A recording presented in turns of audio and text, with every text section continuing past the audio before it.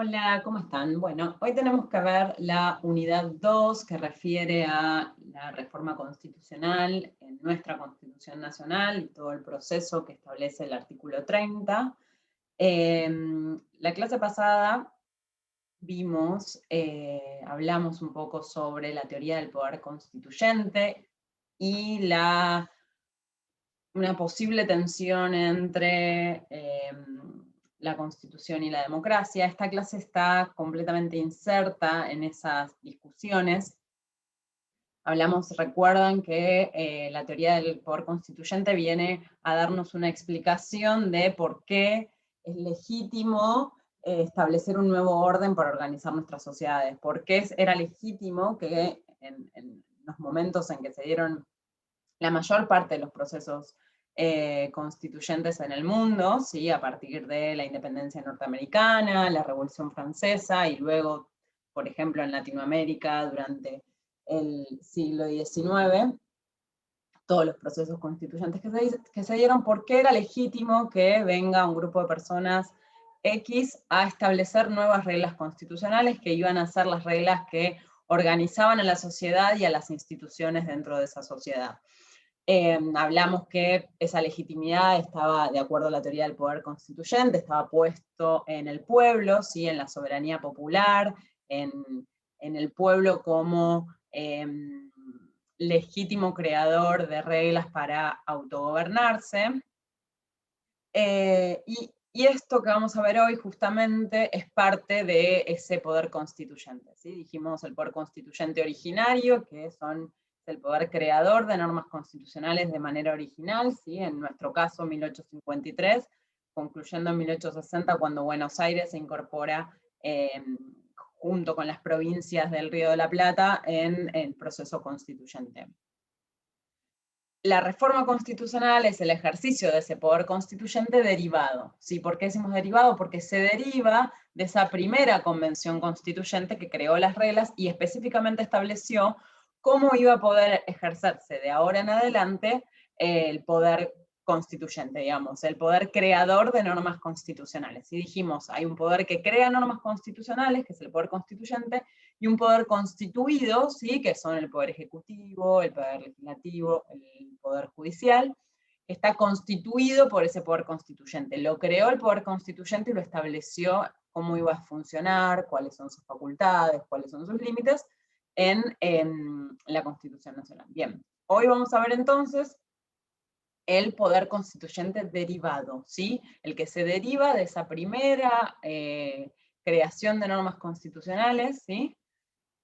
Y que está establecido el modo en que se puede ejercer ese poder de volver a crear normas constitucionales, de reformarlas, de actualizarlas, de modificarlas, de lo que sea, está establecido en la propia Constitución Nacional. Luego, ¿sí? Más hacia el final de la materia, vamos a ver específicamente los poderes constituidos, ¿sí? Luego de algunas clases en el medio, vamos a ver las facultades, la forma de creación o la forma de selección de cada uno de los poderes constituidos.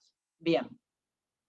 ¿Y por qué digo también que la clase de hoy también está inserta en esta discusión que hablábamos sobre la tensión entre democracia y constitucionalismo? Justamente recuerdan que hablábamos de estas disputas entre estas dos ideas, y decíamos que, por un lado, los constitucionalistas sostienen esta idea de reglas fijas establecidas para que la voluntad popular no pueda ir en contra de derechos fundamentales, de la esencia de la Constitución, ¿sí? De las reglas fundamentales que estableció la Constitución, y por otro lado los demócratas estableciendo que la necesidad de continuamente modificar las reglas, que lo que importa es la voluntad popular, la soberanía popular, y si la soberanía popular quiere modificar las reglas de juego, eso tiene que permitirse, ¿sí? Porque de la soberanía popular, en la soberanía popular está la legitimidad de esas reglas.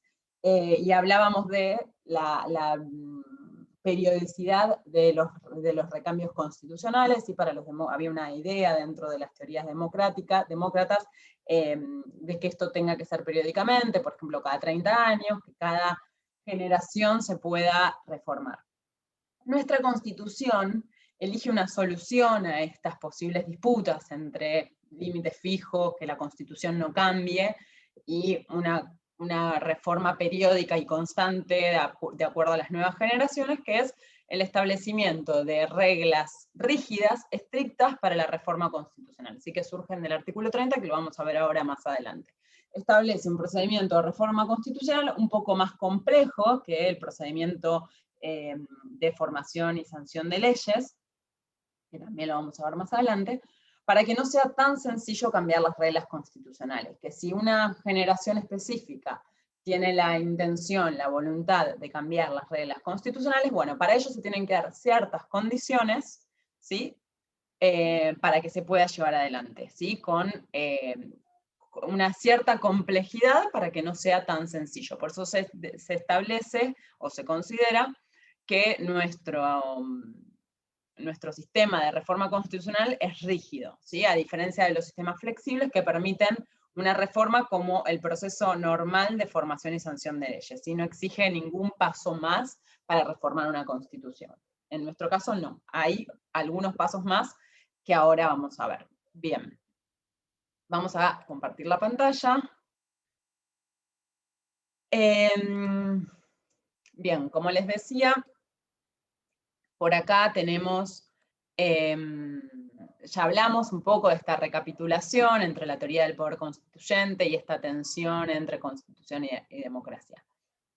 Por otro lado, es importante que hagamos un breve repaso sobre las reformas constitucionales en nuestro país, ¿sí?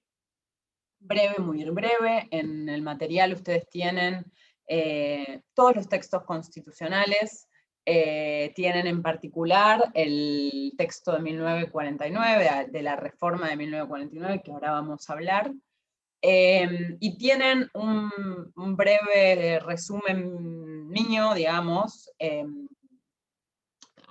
a formato borrador, digamos, con una breve explicación de cada una de ellas, ¿sí?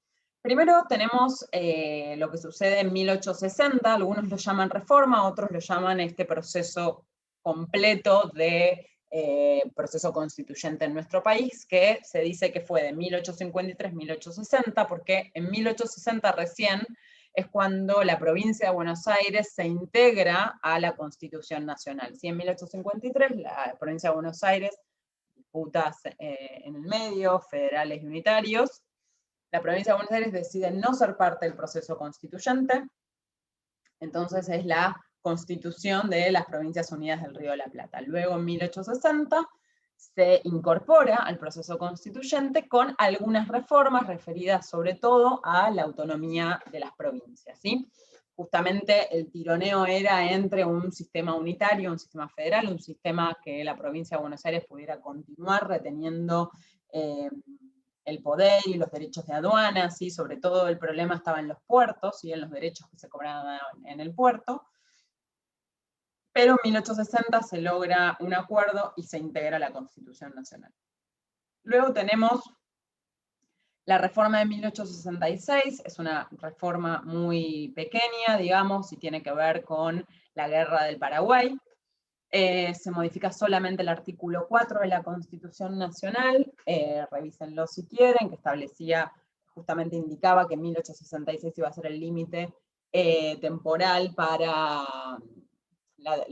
los derechos de aduana en Tesoro Nacional. Revisen el texto específicamente, se eliminó la referencia temporal de 1866. En 1898 también es una reforma muy pequeña que modifica la cantidad de representantes, de habitantes por cada diputado o diputada, diputado en ese momento, y alguna reforma más, muy pequeña. Luego tenemos una reforma muy importante, que es la reforma de 1949. ¿Por qué digo muy importante?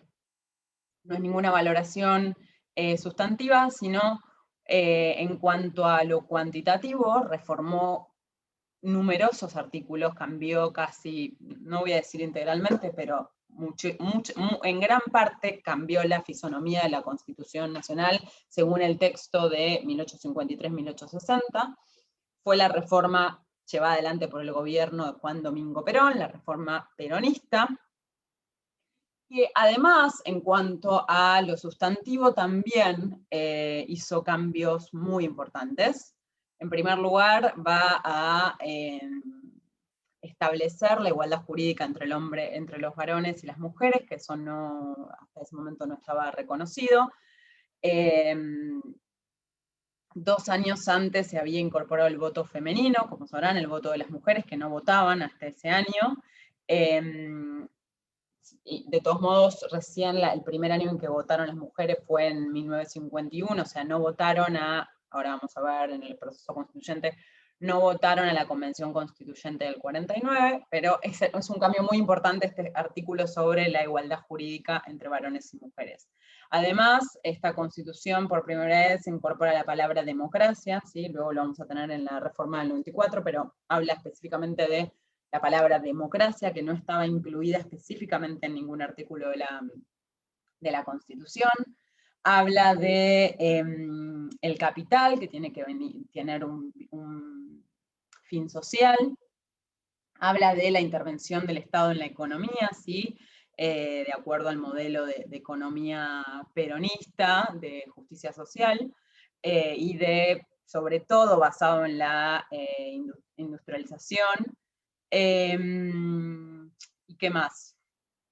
Bueno, han sido varias las reformas. Bueno, también tienen un texto súper interesante en la bibliografía, que es la Constitución Maldita de Mauro Benente y Federico Tea. Es muy interesante, les recomiendo que lo lean. Allí también hay un artículo en uno de los capítulos que refiere a el concepto de igualdad en esta reforma constitucional, ¿sí? Haciendo un abordaje desde la igualdad material y no solo de la igualdad formal, que sería la establecida en el artículo 16 de nuestra Constitución Nacional. Y dentro de eso obviamente va a estar la igualdad entre varones y mujeres, pero es algo muchísimo más general respecto también del acceso a bienes. Algo muy importante también de esta reforma obviamente son los derechos laborales, ¿sí? Que venía, digamos, a acompañar al movimiento peronista. Les recomiendo que no solo que lean el material que les dejé, esto que se llama La Constitución Maldita, ¿sí? De Mauro Benente y Federico Tea, sino además tienen en la bibliografía el texto de la Constitución Nacional, así que después les voy a dar un trabajito muy sencillito para que hagan sobre la reforma del 49 leyendo el texto, digamos, de la reforma. Esta reforma, que lo van a ver también en el material que les estoy recomendando, es una reforma bastante negada, digamos, y no está en la mayoría de los estudios constitucionalistas y de los grandes constitucionalistas de nuestro país. Fue luego, ahora por eso está entre paréntesis este año, 1957, la reforma en 1955, ya saben, Perón es derrocado por la llamada Revolución Libertadora, y se anula la reforma de 1949, volviendo al texto ordenado 1853-1860. En 1957, 2 años después, se lleva adelante una reforma constitucional por un gobierno de facto, que es esta Revolución Libertadora, el gobierno que viene después de la Revolución Libertadora, perdón, y se incorpora el artículo 14 bis, ¿sí? Luego del peronismo, digamos, en nuestro país, hubo una gran organización del movimiento de trabajadores.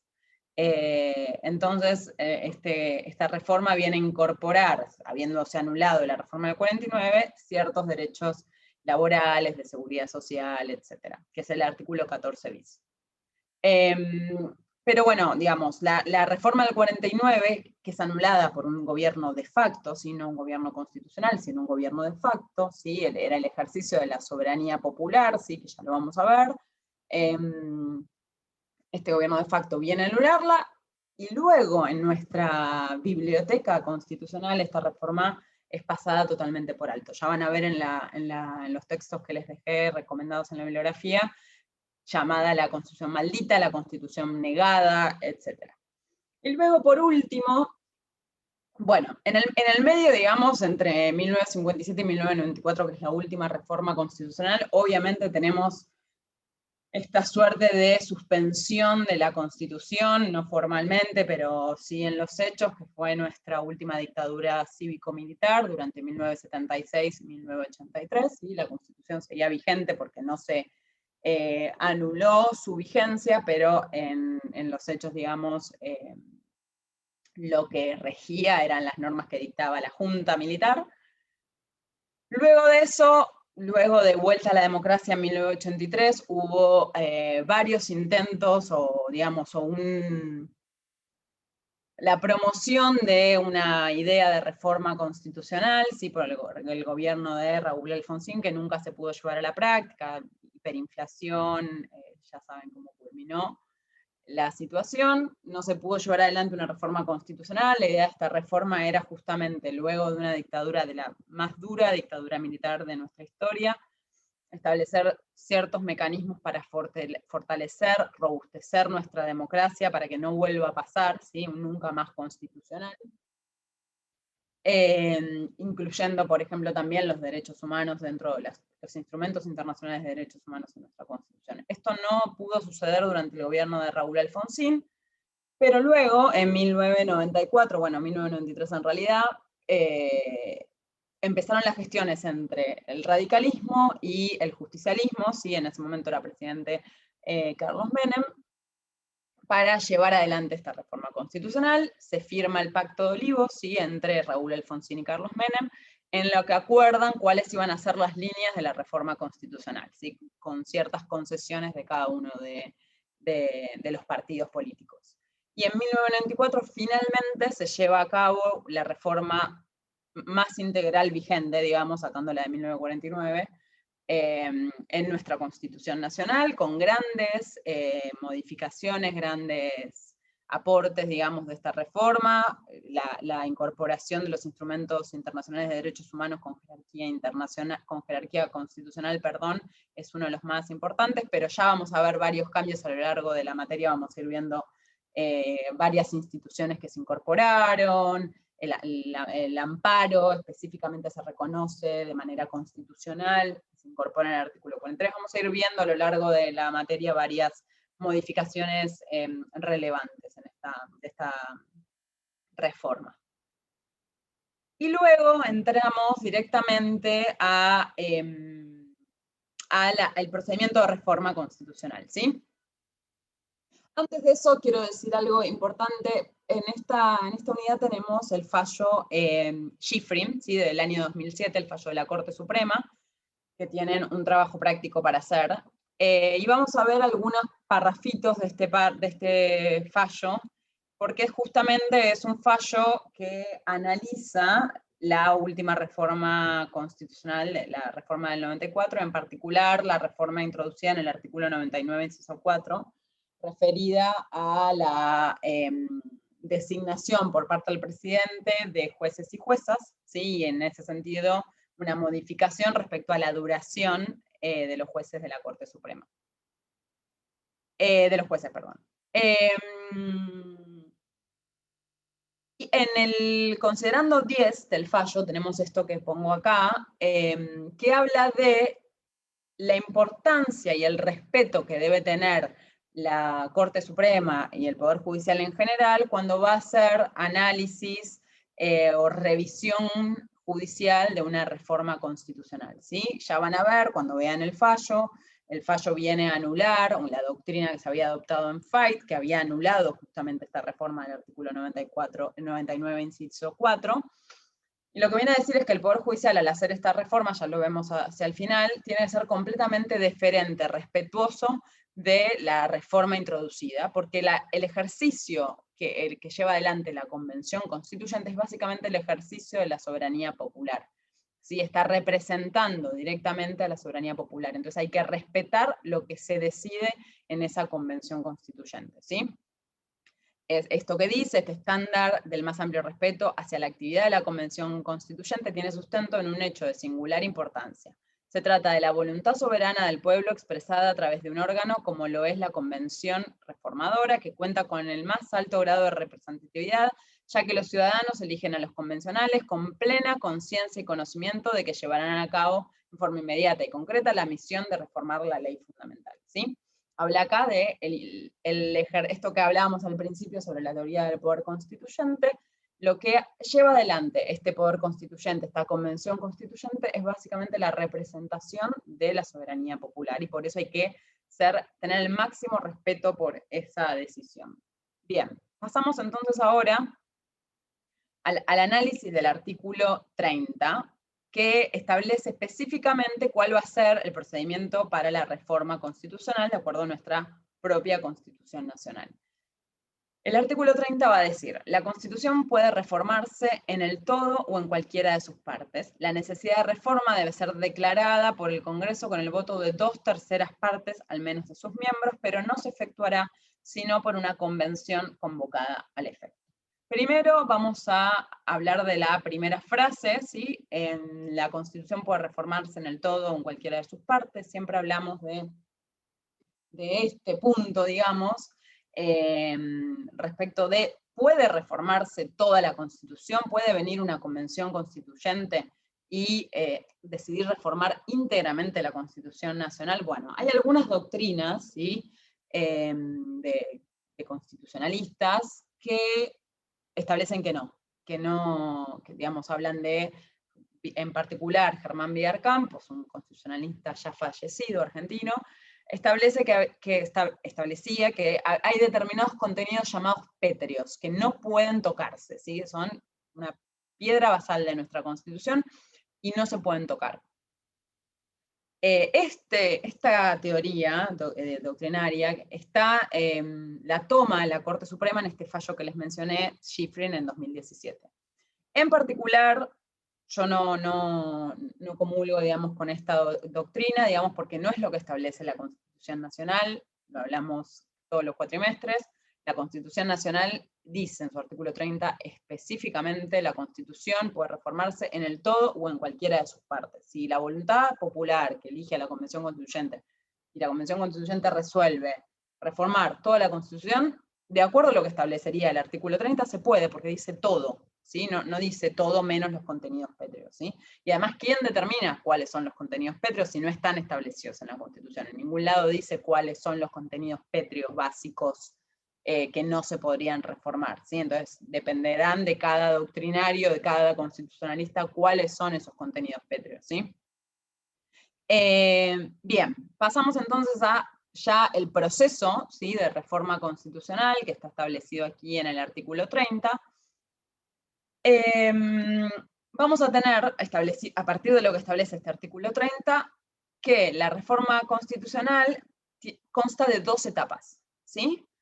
Por un lado, vamos a tener al Congreso de la Nación, que debe declarar la necesidad de reforma constitucional, ¿sí? Lo dice acá en la primera parte: la necesidad de reforma debe ser declarada por el Congreso con el voto de las 2/3 partes al menos de sus miembros, ¿sí?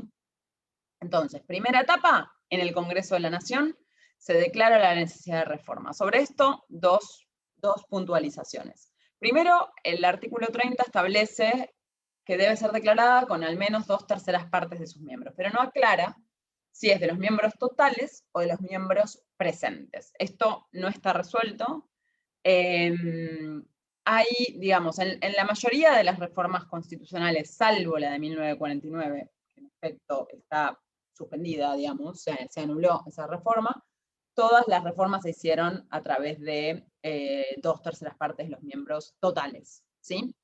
Se considera, o cierta parte de la doctrina considera, que debería interpretarse miembros totales porque justamente el artículo 30, como les decía al principio, intenta complejizar el procedimiento de reforma, intenta agravar la forma en que se lleva adelante una reforma constitucional. Entonces, hay que interpretarlo en ese sentido. Si los convencionales constituyentes quisieron hacer que sea difícil reformar la Constitución Nacional, debería ser de los miembros totales, porque lograr un 2/3 de los miembros totales es más difícil, son más miembros que de los miembros presentes.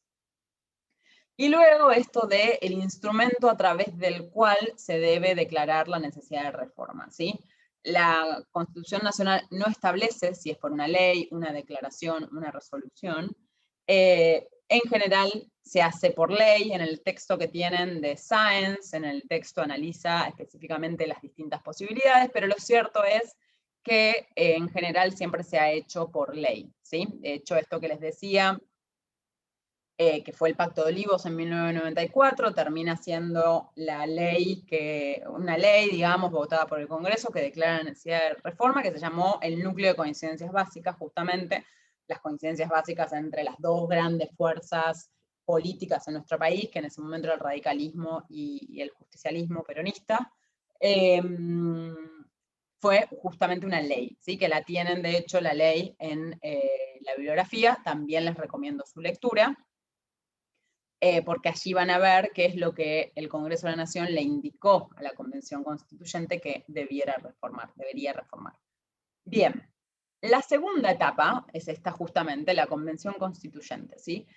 Quien va a llevar adelante la reforma constitucional no es efectivamente el Congreso de la Nación, sino la Convención Constituyente, que se va a convocar justamente al efecto. O sea, se va a convocar solo para llevar adelante esa reforma constitucional. Hace la reforma constitucional y esa Convención Constituyente se disuelve, ¿sí?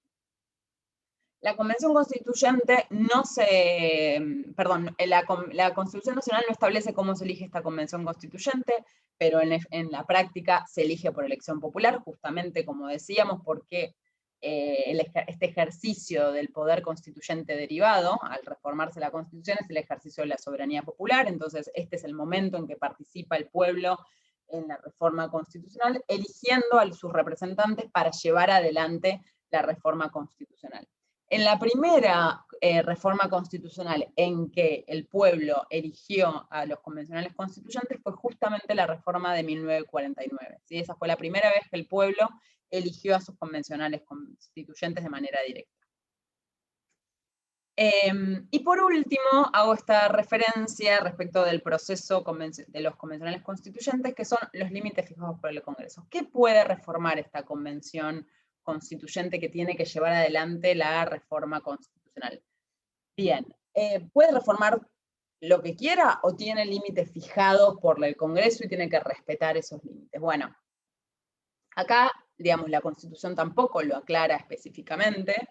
En Fait era el fallo anterior a Schifrin, que es el que anula Schifrin, era muchísimo más estricto respecto de las facultades que tenía la Convención Constituyente, que tenía que adecuarse estrictamente a lo que decía el Congreso. En Schifrin, la Corte, como les decía, es mucho más respetuosa de la actividad de la Convención Constituyente, pero también va a depender de la reforma y de lo que declara el Congreso, porque el Congreso puede establecer en la ley de necesidad de reforma o en el instrumento a través del cual se declara la necesidad de reforma, puede establecer límites claros, precisos, artículo por artículo o tema por tema, o puede decir la primera parte de la Constitución, la segunda parte de la Constitución, digamos, varía. En la reforma de 1994 se estableció que se podía modificar, ¿sí? Las facultades del Poder Ejecutivo para designar jueces, por ejemplo, ¿sí? Entre muchísimas otras cosas, revísenlo. Pero, por ejemplo, en la reforma de 1949, justamente una de las críticas que se hace es que la ley que declara la necesidad de reforma no establece qué es lo que se puede reformar. Habla de reformar la Constitución en general, y de hecho fue lo que sucedió, hubo una amplísima reforma. Y otra cosa que se le critica a esa Constitución, que me olvidé de decirles antes, es justamente lo de las 2/3 partes de los miembros totales o presentes. En la reforma de 1949 se critica que fue a través de miembros presentes. Bien, sobre esto de los límites, acá les marqué el considerando 12 del fallo Schifrin, que establece que, por otra parte, el estándar utilizado en el precedente Fait, el que anula, digamos, presenta consecuencias que, de generalizarse, demuestran claramente su improcedencia. En primer lugar, si se llevara al extremo, permitiría que el Congreso de la Nación dictara una ley de necesidad de reforma constitucional, estableciendo el contenido de modo preciso, y la Convención solo tendría la facultad de aceptarlo o no. Este modo de interpretar las interrelaciones entre las atribuciones preconstituyentes, esto es la tarea del Congreso Nacional, y las reformadoras, la tarea de la Convención Constituyente, al amparo de prestar deferencia con respeto a las declaraciones del Congreso de la Nación, desplazaría las competencias privativas de la Convención, invirtiendo la relación entre poder constituido y poder constituyente reformador. Esto es recontra importante, revísenlo. Lo que está diciendo es, si establecemos que el Congreso tiene que delimitar específicamente qué es lo que tiene que hacer la Convención Constituyente, estamos limitando muchísimo la actividad de la Convención Constituyente e invirtiendo las relaciones entre uno y otro, digamos. La que tiene que llevar adelante la reforma, la que representa la soberanía popular, es la Convención Constituyente. Debería tener la libertad de modificar libremente, digamos, la Constitución Nacional. Por último, tenemos este punto respecto del control judicial de la reforma constitucional que les mencionaba al principio. El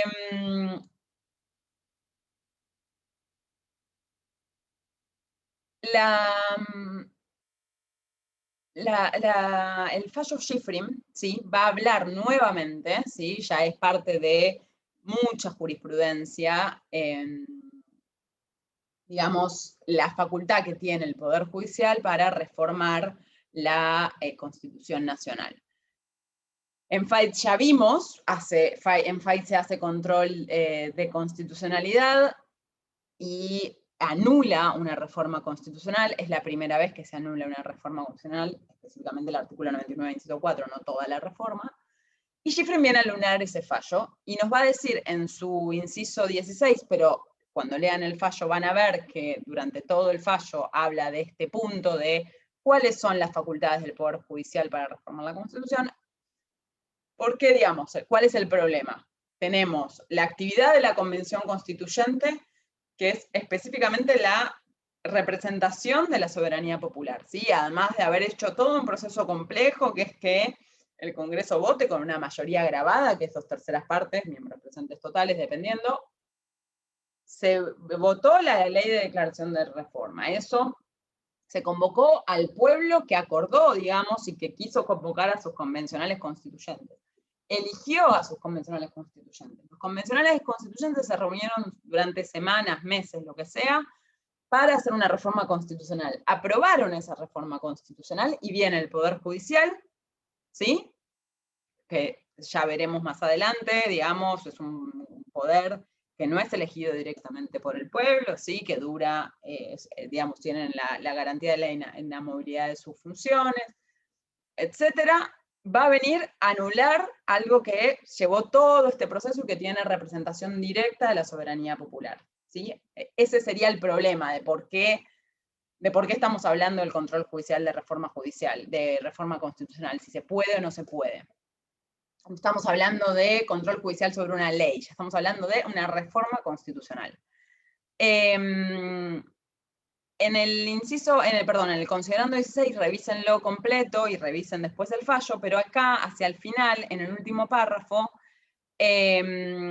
dice que la reforma constitucional podría ser motivo de impugnación judicial, es jurisprudencia consolidada de esta Corte, el carácter justiciable, ¿sí? Esto es que puede ser objeto de revisión judicial, de la regularidad de los procesos de reforma constitucional, tanto a nivel nacional como provincial, esto es constituciones provinciales. Y ahí cita los fallos. Ellos así cuando se demostrase la falta de concurrencia de los requisitos mínimos e indispensables que condicionan la sanción de la reforma constitucional reformada. Esto es, en particular está hablando del procedimiento, ¿sí?, que esto también se hablaba en FAIT. El control judicial debe revisar que se hayan cumplido los requisitos mínimos del procedimiento establecido en el artículo 30. Que, por ejemplo, haya una declaración de la necesidad de reforma por parte del Congreso, que se haya convocado a la Convención Constituyente, que se cumpla el procedimiento, ¿sí? Estos son los requisitos mínimos indispensables. Luego van a ver, cuando revisen Schifrin, que además la Corte en este fallo de 2017 abre la puerta a que haya una revisión judicial de la reforma constitucional en términos no solo procedimentales, sino también sustantivos, cuando vulneran estos llamados contenidos pétreos, ¿sí?, a los que hablábamos. Cuando se altera el orden republicano fundamental de nuestra Constitución Nacional. ¿Sí? Esto no ha sido motivo de una nueva discusión en la Corte, y no es el caso de este fallo. Esto es lo que yo les decía, a esto yo no suscribiría, digamos, porque va a depender de un grupo de individuos o de un constitucionalista la determinación de cuáles son estos contenidos pétreos, porque nuestra propia Constitución Nacional no lo establece. Revisen entonces Schifrin y busquen, ¿sí?, dónde están cuál sería las materias o las posibilidades que tiene el control judicial de hacer la reforma. Bueno, hasta acá por hoy, nos vemos.